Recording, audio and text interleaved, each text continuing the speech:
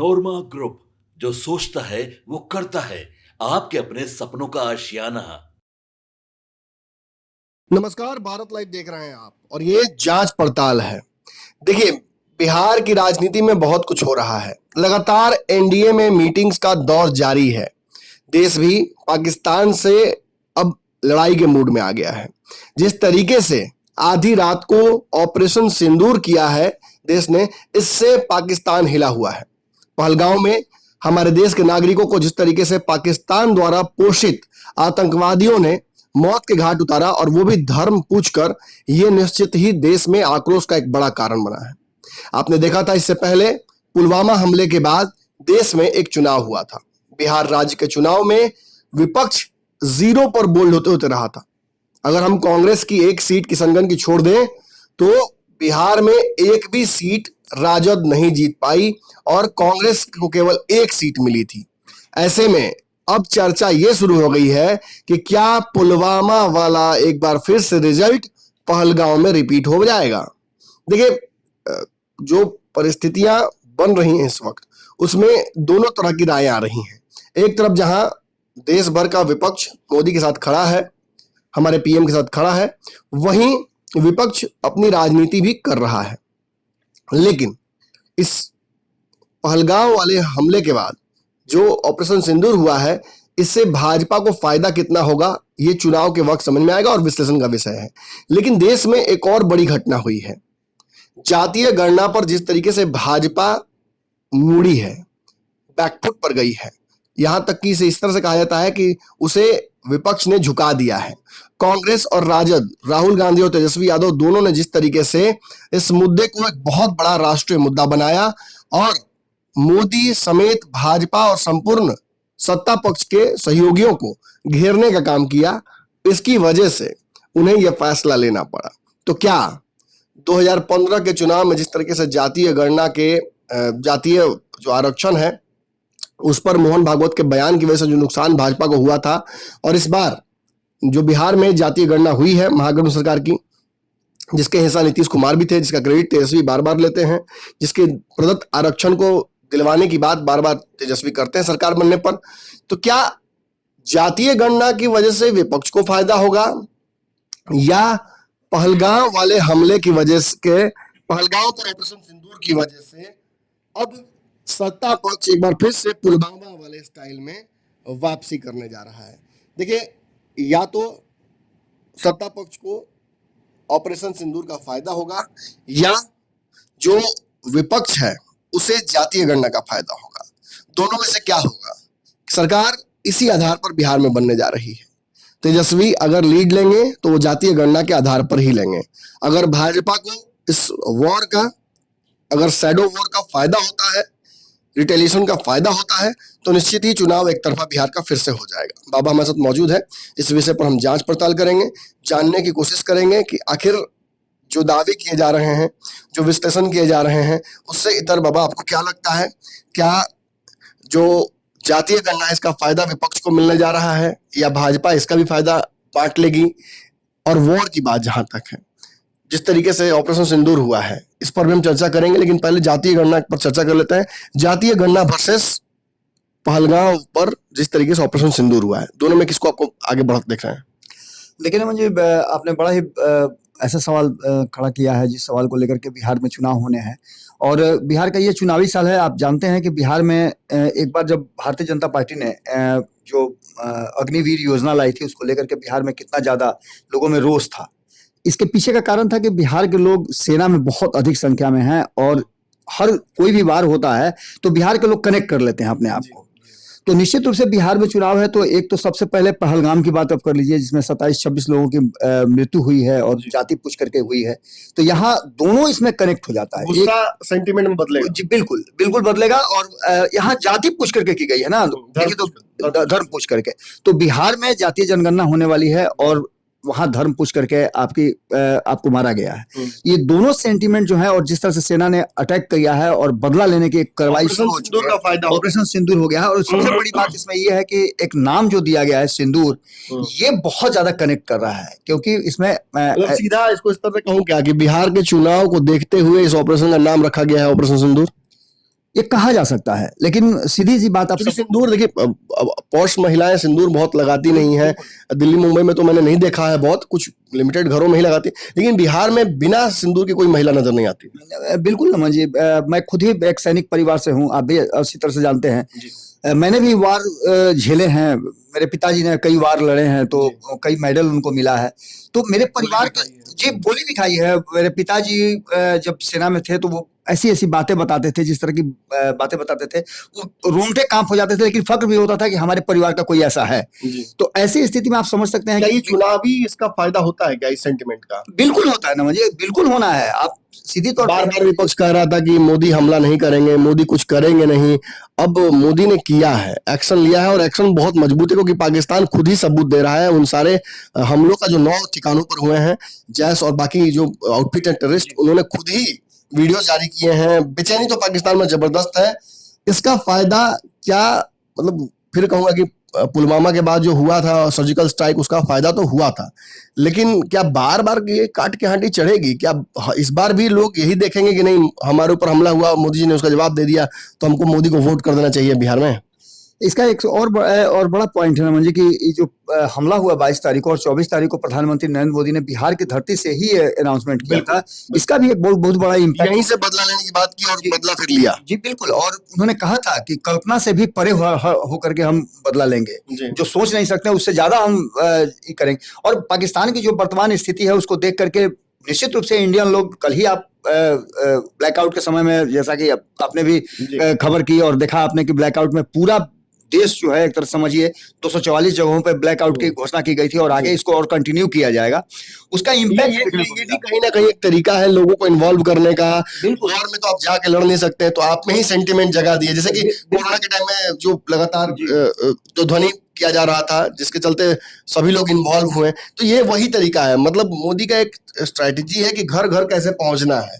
जी निश्चित रूप से आपको पता है कि 2 तरीके अपनाए गए हैं। आप देखे होंगे कि इधर जब से ये वार की बात हुई है, जब से इस तरह की बातें हुई है, हमले की बात हुई है, बदला लेने की बात हुई है, तब से बिहार में आप देखे होंगे कि लगातार नीतीश कुमार की मीटिंग्स जारी है। पिछले 4 दिनों से लगातार नीतीश कुमार मीटिंग कर रहे हैं। पहले उन्होंने जदयू की मीटिंग की, उसमें उन्होंने एक टारगेट सेट किया कि जदयू को सबसे बड़ी पार्टी बनाना है। उसके लिए ललन सिंह और संजय झा को उन्होंने टारगेट दिया। अब आप समझिए कि ललन सिंह और संजय झा को टारगेट देने के पीछे का कारण आप समझ ही सकते हैं कि क्या है, क्योंकि उनका संबंध जो है आज के डेट में कहा जाता है कि भारतीय जनता पार्टी से और नरेंद्र मोदी से बहुत नजदीकी है। ब्रिज है, ये ब्रिज बन गया है। बिल्कुल। दूसरी तरफ आप देखिए कि उन्होंने फिर उसके बाद तुरंत बुलाया बीजेपी के शीर्ष नेताओं को, उनके साथ बैठक की। केंद्र सरकार ने भी कई लोगों को भेजा था, जो इनके साथ उनकी मीटिंग हुई, और उस सेंटीमेंट को बनाने की कोशिश की गई, जिसमें वॉर के साथ साथ हम जातीय जनगणना को भी लेकर आए। और जातीय जनगणना के आइकॉन के रूप में अगर किसी को देखते हैं आप, तो वो नीतीश कुमार है, क्योंकि नीतीश कुमार ने पूरे देश में जातीय जनगणना जिस तरह से कराई और जितना जल्दी करा करके उसका रिपोर्ट पब्लिश कराया, उसके बाद से नीतीश कुमार की स्थिति आप समझ ही सकते हैं। तो ऐसी स्थिति में एक तो मतलब बेसिकली अगर मैं ये पूछूं कि इस हमले के बाद जो रिटेलिएशन भारत का हुआ है, इसका फायदा भारत को मिलेगा? मतलब भारत को इन द सेंस की, मतलब नरेंद्र मोदी इसका फायदा उठा पाएंगे? और क्या बिहार चुनाव में ये जो अजय रथ चल रहा है बीजेपी का पूरे राज्यों में, देश भर में, वो बिहार में भी सफल हो पाएगा? नमन जी, ये जो आप बात बता रहे हैं, ये तो सबको पता है कि जो ओपन चीजें हैं, लेकिन इंटरनल जो बातें चल रही हैं और रणनीति बनाई गई है, मैं उसकी एक छोटी सी झलक आपको दिखा दूं कि भारतीय जनता पार्टी ने अपने कोर टीम के लोगों को, और खास करके जो ऐसे मामलों के जानकार हैं, प्रवासी लोगों के जानकार जो हैं, उसके लिए हर राज्य के लिए अपने प्रतिनिधि नियुक्त किए हैं। और उस राज्य में जाकर के वहां जो प्रवासी बिहारी हैं उनसे डायरेक्ट मिला जाएगा, उनका आंकड़ा लिया जाएगा, और 3 करोड़ ऐसे लोग हैं जिनको बिहार लाने की कोशिश चल रही है। यानी भारतीय जनता पार्टी का ये तो बिहार, ये तो अलग रणनीति पर बात हम लोग कर रहे हैं। मैं जानना चाह रहा हूँ कि क्या जो ये रिटेलिएशन ऑपरेशन सिंदूर हुआ है, ये प्रॉपरली कनेक्ट करेगा? मतलब आप मान रहे हैं कि बिहार में इसका असर पड़ेगा? निश्चित रूप से। आप गांधी मैदान में जाकर देखिए ना, कितने बच्चे तैयारी कर रहे हैं सेना में जाने के लिए। तो ये सेंटीमेंट तो निश्चित रूप से हर वो बिहारी के पास है, और ये गुस्सा चुनाव तक रहेगा लोग। निश्चित रूप से हर बिहारी के घर में एक सेना में कोई है। शायद विपक्ष भी इसीलिए फूक फूक का कदम रख रहा है। पिछली बार विपक्ष सबूत मांग रहा था, इस बार तेजस्वी यादव, लालू यादव, कांग्रेस के नेता, सभी ओवैसी, सभी एकदम देश के सेना के साथ खड़े हैं। वो सेलेक्टिवली वर्ड चॉइस उनका यही है कि वो मोदी साथ खड़े नहीं है, लेकिन देश की सेना के साथ खड़े हैं। और ऑब्वियसली जो कल मैसेज दिया गया है नरेंद्र मोदी के द्वारा, 2 महिलाओं को सामने रखा गया ऑपरेशन सिंदूर के तहत, जी। और 2 हमारे सेना की 2 अलग-अलग टुकड़ियों की, जो वायुसेना और जो थल सेना है। थल सेना है, उनके रिप्रेजेंटेटिव्स बैठे। एक उसमें से मुसलमान महिला थी और जी। एक हिंदू महिला थी। दोनों ने ऑपरेशन सिंदूर की ब्रीफिंग दी। जी। ये एक सेलेक्टिव मैसेजिंग है बिहार और देश को। निश्चित रूप से इसमें कोई दो राय नहीं है। ये असर पहुंचेगा हर घर तक, महिलाएं भी सुनेंगी ये बात। निश्चित इसमें कोई अब दो बाबा राय नहीं। दूसरा हिस्सा इस सवाल का, एक तरफ तो मोदी के पास एक बहुत बड़ा जिन आ गया है जिसका वो अपने हिसाब से उपयोग कर सकते हैं इस वॉर के रिटेलिएशन का, ऑपरेशन सिंदूर का। वही दूसरी तरफ जातीय गणना पर नरेंद्र मोदी को फायदा होता बहुत नजर नहीं आ रहा है। अगर कुछ होता भी है तो वो बीच बीच का ही होगा। तेजस्वी इस पर अपनी जीत दिखाएंगे, राहुल गांधी इस पर अपनी जीत दिखाएंगे। अगर आंकड़े भिन्न आते हैं बिहार में नीतीश कुमार की सरकार के, तो नीतीश भी उससे परेशान हो जाएंगे। क्या जातीय गणना वर्सेस ऑपरेशन सिंदूर आमने सामने रखा जाए, जातीय गणना पर विपक्ष की बड़ी जीत और ऑपरेशन सिंदूर पर मोदी की बड़ी जीत, तो दोनों को जब तराजू के 2 पलड़ों पर रखेंगे तो बिहार चुनाव में किसका पलड़ा आपको भारी नजर आता है? यही वो कारण है नमन जी कि भारतीय जनता पार्टी, एक तरफ धर्म तो एक तरफ जाति। भारतीय जनता पार्टी ने 2 तरीके से बिहार को जीतने का फैसला किया है। पहला ये जो आप बता रहे हैं कि ये जो वार हुआ है और जो सेंटिमेंट लोगों का जोड़ा गया है ये है। दूसरी, जातीय जनगणना का आइकॉन व्यक्ति जो है वो नीतीश कुमार भारतीय जनता पार्टी के पास है, यानी एनडीए के पास है। पोस्टर बॉय बना दिया गया। पोस्टर बॉय बना दिया गया है। तो ऐसी स्थिति में आप समझ सकते हैं कि विपक्ष, चलिए कहा जाता है कि नीतीश इसीलिए जरूरी नहीं, जातीय गणना पर तेजस्वी अगर लेंगे क्रेडिट तो नीतीश को 50% तो मिलेगा। अगर बुरी स्थिति में रहा तो जातीय गणना का 30% भी श्रेय नीतीश लेंगे। ये बात सरकार मेरी थी, मैं मुख्यमंत्री था। ये बात विपक्ष समझ गया था। इसीलिए आपने देखा होगा कि जैसे ही ये जातीय जनगणना वाला मामला सामने आया तो सबसे पहले जश्न किसने मनाया, सबसे पहले मिठाई किसने बांटी? अपनी मीटिंग छोड़ करके पत्रकारों से उस दिन मिल रहे थे तेजस्वी यादव। वो पत्रकारों से मिलने का एक कार्यक्रम रखा गया था और पत्रकारों से आधे घंटे की छुट्टी लेकर के वो अंदर जाकर के मीटिंग करते हैं और पटाखा फोड़ करके मिठाई बांट करके और ये जश्न मनाना शुरू करते हैं। लेकिन बिहार के लोग तो ये मानेंगे ना कि नीतीश की सरकार में हुआ, चाहे रोजगार की बात हो या जातीय गणना की बात हो, इस पर तो श्रेय आधा आधा ना होगा। आधा क्या मतलब, मुख्यमंत्री नीतीश है तो ज्यादा उनको मिलना चाहिए इसका रेट। निश्चित रूप से इसीलिए तो नीतीश कुमार को आप देख रहे हैं। आप एक बात समझिए ना कि भाजपा इसलिए नीतीश कुमार को लेकर घूम रही है। निश्चित, हमारे यहाँ कहा जाता है कि शादी ब्याह में एक बुजुर्ग को जरूर लेकर के जाया जाता है, उनको झोला में कस के भी लेके जाइए, लेकिन लेके जाइए जरूर, अगर चलने की स्थिति में नहीं हो। नीतीश कुमार वही है, बिहार के लोगों के सेंटीमेंट में नहीं है, नीतीश कुमार है। और नीतीश कुमार को देख करके एक बात तो एहसास होता है कि नीतीश कुमार हैं तो किसी तरह का कोई गड़बड़ नहीं होगा। और एक सबसे बड़ी बात कि आप इधर प्रचार एक नया देख रहे होंगे कि 2005 से पहले कैसा बिहार था। हाँ, ये तो मीटिंग्स में भी तो चर्चा है। निश्चित रूप से ये दोनों ही बातें, एक जातीय जनगणना का श्रेय नीतीश कुमार लेना चाहेंगे क्योंकि अति पिछड़ा समाज 36% जो आया है उसका सेंटीमेंट जगह है, जिसमें आपने देखा होगा आईपी गुप्ता से लेकर के जो बड़े बड़े छत्रप जातियों के पैदा हुए हैं, चंद्रवंशी समाज के मुकेश सहनी है, चंद्रवंशी समाज से विद्यापति चंद्रवंशी हैं, इस तरह से जितने भी नेता हैं, दांगी समाज से हैं, नाई समाज से हैं, पृथ्वी माली हैं, ये सभी लोग जो आगे आ रहे हैं इसके पीछे का कारण क्या है? ये सब नीतीश कुमार के वोटर हैं। अब नीतीश कुमार को सीधे आपने आईपी गुप्ता से सुना है क्या कि मैं जा रहा हूं एनडीए में? उन्होंने सीधा कहा है कि मेरे साथ जो खड़ा है हम उसके साथ खड़े हैं। उन्होंने तो मेरे साथ धोखा किया है, वो नीतीश और मोदी को टारगेट कर रहे हैं। तो ऐसी स्थिति में आप समझ, दरवाजे भी खुले रखे हुए हैं। हाँ, दरवाजे तो खुले रखेंगे, वो तो बट नेचुरल है कि उनको आरक्षण जो देगा उसको आरक्षण कौन देगा? आरक्षण विपक्ष तो दे नहीं सकता है, जब भी देगी तो सरकार देगी, तो एक पॉइंट तो उनको खुला रखना ही पड़ेगा। लेकिन इन सारी परिस्थितियों को अगर देख लीजिए तो नीतीश कुमार उन 14% गैर यादवों को अपने पक्ष में कर लेते हैं और करते आए हैं अब तक, और उसके बाद 36% जो ईबीसी है उसको ले रहे हैं। तो सीधी तौर पे आप एक बात कह सकते हैं कि दोनों ही फैक्टर जो है, एक जो पहलगाम अटैक हुआ उसके विरोध में जो भारत ने कार्रवाई की, और दूसरा जातीय जनगणना, ये दोनों के पोस्टर बॉय एनडीए के पास है। एनडीए के पास है, एक मोदी एक नीतीश, निश्चित अपर हैंड इसमें भी मिलता है। बिल्कुल इसमें कोई। देखिए दर्शकों, हमने आपको दोनों कंपैरेटिव एनालिसिस बताया। ये बहुत महत्वपूर्ण विश्लेषण है, इसे शेयर भी कीजिएगा, ज्यादातर लोगों तक पहुंचाइए, क्योंकि इस वॉर के बाद और रिटेलिएशन के बाद और जिस तरीके से विपक्ष हावी है जातीय गणना पर, एक ऐसी स्थिति उत्पन्न हो गई थी जिसमें कंफ्यूजन हो रहा था। पूरे बिहार के, देश भर के विश्लेषक अपने हिसाब से अपना ही कहानी गढ़ रहे हैं। ऐसे में खुले विचार और खुले मन से एक विश्लेषण हमने किया है। दोनों बातों को कंपेयर करते हुए निश्चित ही इस बात को इग्नोर नहीं किया जा सकता है कि जातीय गणना का फायदा विपक्ष को मिलेगा। इस बात को भी कंप्लीटली नकारा नहीं जा सकता है कि जिस तरह से पहलगांव में, पुलवामा में हुआ था और उसके बाद जो सर्जिकल स्ट्राइक हुआ था, उसी तरह से ऑपरेशन सिंदूर हुआ है, तो इसका फायदा भी सत्ता पक्ष और मोदी को होना तय है। आपके सपनों को हमने सजाया है। ई होम्स पैनोरामा को हमने बनाया है। ई होम्स मेरा एक सपना था जिस पे मैं पिछले 4 साल से काम कर रहा था। हमने जो बनाया है वो सबने है माना। ई होम्स पैनोरामा में हो आपका भी आशियाना।